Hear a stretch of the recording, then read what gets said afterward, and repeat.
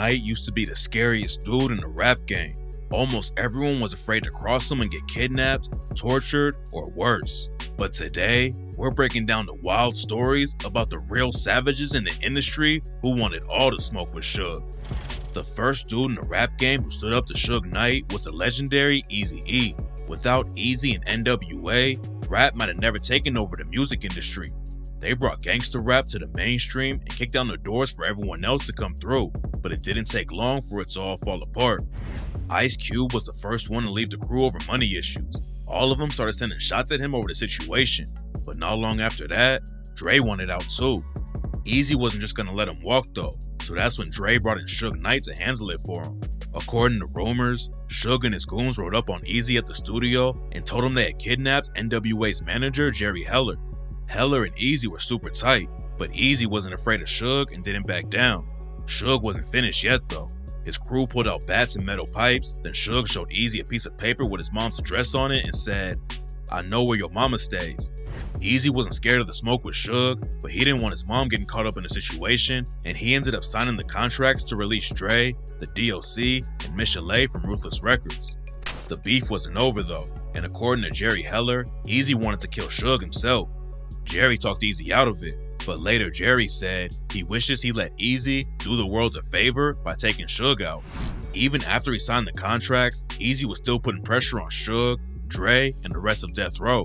Dre had taken shots at Eazy on the track Fuck With Dre Day and rapped, "The hoods you grew up with, niggas you grew up with, don't even respect your ass. That's why it's time for the doctor to check your ass. Used to be my homie, used to be my ace. Now I wanna slap the taste out your mouth. Make it bow down to the road." Then Eazy clapped back on Real Motherfucking G's and rapped, "See, you's a wannabe loke and you'll get smoked, and I hope that your fans understand when you talk about spraying me, the same records that you making is paying me. Motherfuck Dre, motherfuck Snoop, motherfuck Death Row. But to me, you ain't nothing but a bitch ass nigga that ain't worth a food stamp. And at Death Row, I hear you getting treated like boot camp. Gotta follow your sergeant's directions or get your ass pumped with the Smith & Wesson." Suge and Death Row were blowing up because of Dre and Snoop, but Eazy's Ruthless Records was still competing with them. He signed Bone Thugs and Harmony and was dropping solo records too. No matter how scary Suge was to other people, Eazy made it clear he wasn't backing down. And that's why there's a crazy rumor that Suge actually had him killed. In February 1995, Eazy was a little sick and went to the hospital for a cough. It didn't seem like a big deal at first, and that's why everyone was shocked when he announced 2 weeks later that he had AIDS. And then just a few weeks after that, Eazy was tragically pronounced dead at just 30 years old. AIDS was definitely more deadly in the 90s because treatments weren't as good, but the way Eazy died so fast made the whole situation sketchy. According to a rapper named Frost who was signed to Ruthless Records, another rapper affiliated with Eazy named BG Knockout raps about it on the track In My Prime and said, "The way my big homie went out, he didn't deserve it. They say he died of AIDS, but Eazy was cold murder. I filtered out all the bullshit with my third iris. Full-blown AIDS, but Tamika ain't got the virus." If Eazy really had AIDS for longer than a few weeks before he died, BG is wondering why none of his children or baby mamas ever tested positive for the virus. The rumor had been around ever since Eazy died, but in 2003, Suge made a statement that shocked the entire rap game. Suge had just gotten out of jail and went on Jimmy Kimmel Live for an interview. Suge's violent rep was so massive that Kimmel even wore a bulletproof vest for the interview as a joke, but nobody was expecting what happened next. Suge told Kimmel that you don't need bullets to kill people and said, "So if you shoot somebody, you go to jail forever. So the kids, you don't want to go to jail forever, right? So they got this new thing out there. People sell them all the time. They got this stuff they get blood from somebody with AIDS, and then they shoot you with it. Oh, so well, that seems bad. That's a slow death. An easy thing, you know what I mean? Yeah. Oh, no. Eazy was one of the only dudes on the West Coast who could stand up to Suge and beat him on the industry side too. He wasn't ever gonna stop sending shots at Death Row and trying to take over the game, and that's why Suge allegedly had him killed. Dr. Dre left Ruthless Records so he could start Death Row with Suge. The label was a massive success from the jump after Dre dropped The Chronic. His name was already buzzing in the industry because of NWA, but nobody knew how crazy his solo records were gonna be. The Chronic was sold over 3 million times and went triple platinum, and a lot of people say it's one of the best rap albums of all time. The Library of Congress even put it in the National Recording Registry because it's so important to hip-hop. Dre also brought in Snoop Dogg, and the two of them together made Death Row Records one of the biggest labels in the game. They hadn't been in the industry long, but they were taking over so fast that nobody could compete. Then Suge scored another massive win for Death Row when he signed Tupac. Pac linked up with them after Suge bailed him out of jail, and suddenly Death Row had three of the biggest artists in the world under one roof. But he was with the situation. All he wanted to do was work on his music and avoid all the drama, but that was the opposite of Suge and Pac. Suge, Pac, and most of the Death Row rappers were all about going to war against the East Coast, but Suge was always beating his own employees in the office. There are all kinds of crazy stories about him putting hands on people and making them scream while their co-workers had to act like nothing was happening, and Dre didn't want anything to do with it. When Pac joined up, everything in the studio changed too. Dre liked to only have a few people in there and would spend months working on one song, but Pac would be throwing parties and laying down 3 tracks in an hour. Eventually, Dre decided to split off and start his own label, Aftermath. Suge wanted him to leave with nothing at all, but according to rumors, Dre proved he wasn't worried about Suge and took a bunch of Death Row masters with him when he left. Dre wasn't afraid of Suge, but he also wasn't trying to spark a beef. He just wanted to do his own thing, but that didn't stop Death Row from switching up on him. Pac even aired him out on the track Toss It Up and rapped, "No longer Dre Day, Eddie Vedderci, blown and forgotten, rotten for plotting child's play, check your sexuality, as fruity as his Alizé, quick to jump ship, punk trick, what a dumb move, cross Death Row, now who you gonna run to?" The track actually came out after Pac was killed in Vegas, so Dre never responded. But the beef didn't end there, and some people think Dr. Dre actually put a bag on Suge's head. Back in 2014, Suge was at a VMA after party that Chris Brown was throwing when the shooter rolled up and hit him 6 times. There's no evidence to back up the story that Dre hired the dude, but Suge claims that's what the feds told him. After Dre left Death Row Records, Pac and Snoop had to hold it down for the label, but what happened next proved that Snoop is one of the biggest savages in the rap game. Everyone knows who Snoop Dogg is, but most people have no idea how heavy he used to be in the streets. Snoop came up in Long Beach and started repping the Rollin' 20 Crips. Long Beach was one of the craziest areas on the West Coast, especially when Snoop was in the trenches. He was moving a lot of weight, and right after he left high school, he got booked on cocaine possession charges. After his first case, Snoop started going in and out of jail for the next 3 years and knew that he had to switch things up before he caught a serious sentence. He had always been into music growing up and used to rap and even sang in a choir. While he was locked up, one of his OGs told him he was too talented to be throwing away his life in jail, and that's when Snoop decided to hop in the rap game. He linked up with Dre and Suge at Death Row, but before he dropped his first album, Snoop got hit with a murder charge. Back in '93, a dude named Philip Merriam upped a strap at Snoop's head. Then another time, he came rolling through Snoop's hood trying to start some drama. Snoop and Philip yelled at each other in the street. Then Snoop's crew chased him down when Philip and his homies left. They found him in the park, and Philip tried to start letting off shots. But before he could shoot, Snoop's bodyguard shot Philip in the head. Snoop got hit with a murder charge and was facing life in prison. And that's when he knew he needed to leave the streets behind for good. The war between the East and West Coast was already getting deadly, but Snoop just wanted peace.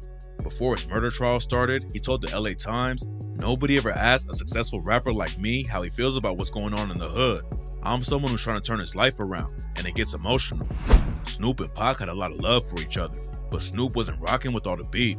He went with Suge, Pac, and a bunch of other Death Row dudes to New York, and that's when he almost got himself killed. Instead of going to war with Diddy and Big, Snoop went on the radio and showed them all love. He made it clear that he wanted to spread positivity instead of hate, but Suge and the rest of Death Row felt like he was picking the other side. When Snoop got back to the hotel where everyone was at, Suge and Pac wouldn't even talk to him. Then the next day, they were all catching a private flight back to the West Coast, and Suge wouldn't let anyone of Snoop's security ride with him to the airport. Snoop knew something was up, but instead of running away, he got ready for action. When they all got on the plane, Snoop grabbed a knife and a fork, then headed to the back of the plane and covered himself with a blanket in case anyone tried to jump him. Luckily, nothing went down on the plane, but Snoop showed everyone he wasn't going down without a fight. He already stood up to Suge once, but then Snoop took it to another level when he dropped the track Pimp Slapped and rapped, "This nigga's a bitch like his wife. Suge Knight's a bitch, and that's on my life. I'ma let the whole world see, cause you fucked up the industry, and that's on me." Snoop proved he was ready for all the smoke with Suge, but they eventually squashed the beef. Snoop told Big Boy that he loved Suge Knight because he changed his life. He said there was a lot of greatness in Suge, but everyone was too busy looking at all the stupid shit Suge did in the streets to notice. Snoop might have moved on from his beef with Suge, but this next rapper went face to face with him and won't ever squash it. Eminem is dissed almost everyone in the industry, but he's not known for crashing out in real life. And that's what makes his next story even crazier. When Suge was locked up for jumping Orlando Anderson with Tupac in Las Vegas the night Pac died, Dre was building up Aftermath and signed Eminem.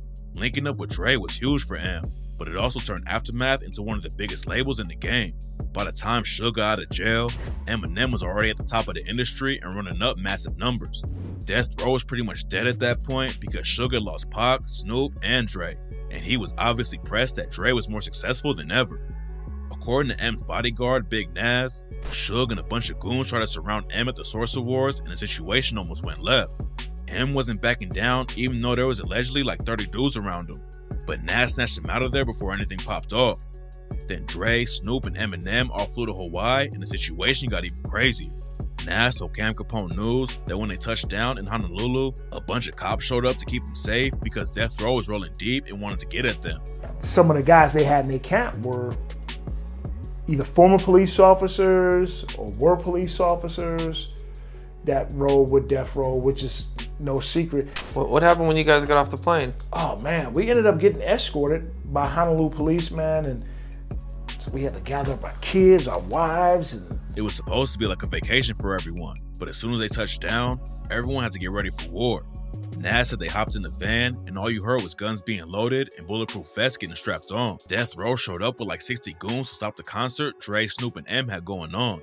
Eminem was their main target, but he stood his ground and took the stage. Both of the first situations between Eminem and Death Row were crazy, but it's nothing compared to what happened next. M popping off and helping Dre turn Aftermath into a massive label already had Suge pressed. And the situation got even more heated when they signed 50 Cent. 50 had a crazy amount of buzz on his name before his first album even dropped, and now he's one of the best-selling rappers of all time.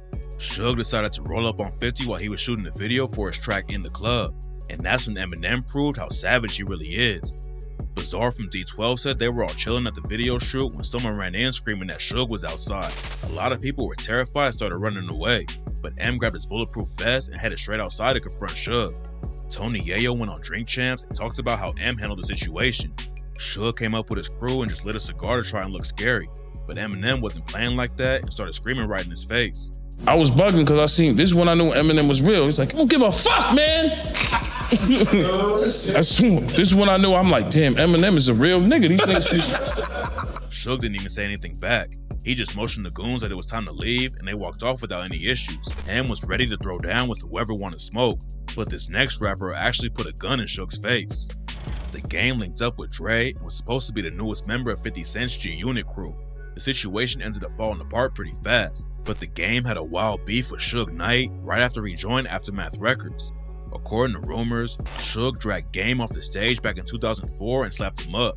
At the time, Game was beefing with a dude named Yuckmouth, and he aired Game out over it on the track Game Over 2 and raps, "Nigga ain't from the hood, your first album went wood, and every week you getting slapped by Suge. Bitch nigga, come to the Bay, man, them texts gon' spray."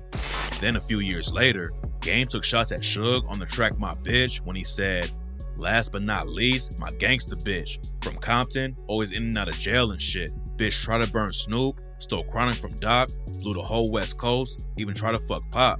Suge was pressed about another dude from Compton calling him out like that, so he allegedly rode up on the Game at a Vibe Awards after party with 60 gangsters. Like Suge rode up on me one time at the Vibe after the Vibe Awards after party with like 60 gangsters, and he wanted to press for something I said in my song about him. Game said he wanted to talk about the Death Row era and Suge because it cost a lot of people their lives and they never get mentioned.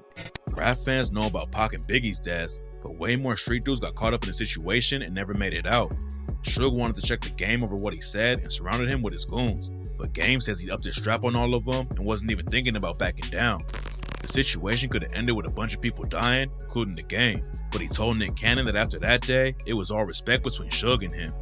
He even shouted Suge out on the track Stainless and rapped, "I went from wanting to be Suge to hating Suge to fucking with him. 28 years a long ass time. It's fucking with him. Talked to him on the phone the other day about how he could have signed me before Dre." In the 90s and early 2000s, almost everyone was terrified of Suge, but after dudes like Dre, Snoop, Eminem, and the Game stood up to him, it was all downhill. Back in the day, nobody would have tried to check Suge, but in 2008, he got knocked out in a nightclub by a random dude. It's not clear exactly how it all went down, but Suge and some of his homies allegedly put hands on someone in the club who owed Suge money. Then either the dude they roughed up or someone else swung on Suge and laid him out cold. Then just a few months later, Suge was at a party for NBA All-Star Weekend when a dude affiliated with Akon punched Suge twice in the face and left him knocked out on the floor again. It all allegedly started over some contract disputes, but Suge wasn't able to scare people into doing whatever he wanted to anymore. Now Suge is serving a 28-year sentence for driving over his own homie and killing him. He probably won't make it out of prison, but even if he does, it's clear that he's not going to be able to run the game like he used to.